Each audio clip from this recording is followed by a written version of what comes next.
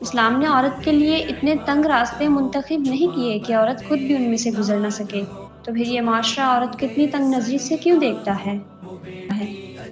عورت ہونا بھی کہاں آسان ہوتا ہے۔ رسموں اور قسموں کے بندھن میں بندھی ایک ڈور ہے عورت۔ عورت وہ ہے جو کبھی باپ اور بھائی کی مان کو بچانے کے لیے جھک جاتی ہے اور کبھی شوہر کی عزت کی خاطر خاموش ہو جاتی ہے، کبھی اولاد کی خوشیوں کی خاطر قربان ہو جاتی ہے، تو کبھی دنیا کی درندگی سے بچنے کے لیے ظلم و ستم کی چار دیواری میں قید رہتی ہے۔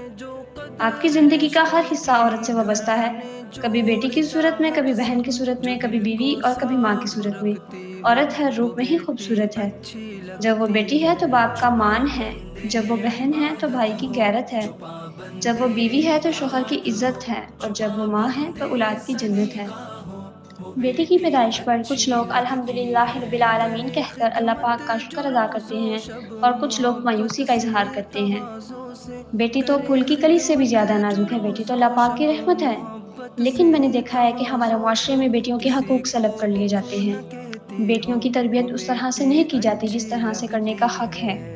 ہم بیٹوں کو بیٹیوں پر ترجیح دیتے ہیں، بیٹیوں کی خواہشات کو رون دیا جاتا ہے، اور میں نے دیکھا ہے کہ آج کے کچھ بیٹے والدین کو وہاں چھوڑ جاتے ہیں جہاں بیٹیاں ان کے لیے سہارا بنتی ہیں۔ بیٹے کو تعلیم دینے کا مطلب ہے ایک فرد کو تعلیم دینا، لیکن بیٹی کو تعلیم دینے کا مطلب ہے ایک نسل کو تعلیم دینا۔ ایک بیٹی پوری نسل کو بگاڑتی یا سنوارتی ہے۔ ہم بیٹی کو تعلیم حاصل کرنے سے اسی لیے روکتے ہیں کہ ہماری سوچ کے مطابق معاشرہ بگڑا ہوا ہے، ماحول ٹھیک نہیں، زمانہ خراب ہے، حالات برے ہیں۔ اپنے ضمیر سے پوچھیں کہ یہ حالات کس نے پیدا کیے ہیں؟ یہ ماحول کس کا بنایا گیا ہے؟ اس معاشرے میں کون رہتا ہے؟ کیا یہ حالات ہم نے پیدا نہیں کیے؟ کیا یہ ماحول ہم نے نہیں بنایا؟ کیا اس معاشرے میں ہم نہیں رہتے؟ پھر یہ سوال بھی پیدا ہوتا ہے کہ ہم زمانے کو نہیں بدل سکتے۔ آپ سے کس نے کہا کہ آپ زمانہ بدلیں؟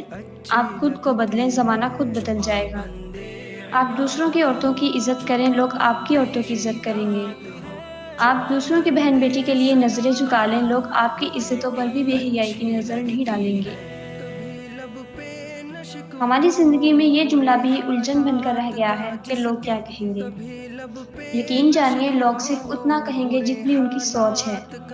کیا کبھی لوگوں نے آپ سے پوچھ کر اپنی زندگی کا کوئی فیصلہ کیا ہے کہ آپ کیا کہیں گے؟ اگر نہیں تو پھر آپ کیوں سوچتے ہیں کہ لوگ کیا کہیں گے؟ ہماری زندگی کی 80% پریشانیاں اسی جملے سے بندھی ہیں کہ لوگ کیا کہیں گے۔ کبھی بھی لوگوں کے کہنے کی وجہ سے اپنی بیٹی کی خواہشات کو ادھورا مت چھوڑیں۔ کل اسی بیٹی کی کامیابی پر لوگ کہیں گے کہ یہ ہماری فلاں ہے۔ بچیوں پر صرف اپنی سوچ مسلط نہ کریں، 2 گھڑی انہیں بھی سن لیں، کبھی ان کی نظر سے بھی دنیا دیکھ لیں۔ ہو سکتا ہے ان کی دنیا میں آپ کسی تخت پر بیٹھے ہوں۔ بیٹی کو عزت دیں، حقوق دیں، اپنی زندگی کے فیصلے یہ سوچ کر نہ کریں کہ لوگ کیا کہیں گے، بلکہ یہ سوچ کر کریں کہ کہیں آپ کے پیاروں کی منزلیں ان کی منتظر ہی نہ رہ جائیں، کہیں آپ کے پیارے اپنا سفر ادھورا نہ چھوڑ دیں۔ لوگوں کی سوچ کو سوچنے کے لیے بہت وقت ہے۔ اپنے فیصلے سوچ سمجھ کر کیجیے، کیونکہ آپ کی زندگی میں آج جو وقت ہے یہ کل نہیں ہوگا، لیکن لوگ ہمیشہ آپ کی زندگی میں ہی رہیں گے۔ پیاری شہزادیوں، اگر آپ کے ارادے نیک، حوصلے بلند، قدم مضبوط اور کوششیں جاری ہیں تو ایک دن آپ کو منزل ضرور ملے گی۔ یاد رکھیں کہ جو لوگ اذیتوں بھرے راستے پر چل کر سفر طے کرتے ہیں ان کی تو منزل بھی منتظر ہوتی ہے۔ پیاری شہزادیوں، منزل انہی کو ملتی ہے جن کے سپنوں میں جان ہوتی ہے۔ پنکھ سے کچھ نہیں ہوتا، حوصلوں سے اڑان ہوتی ہے۔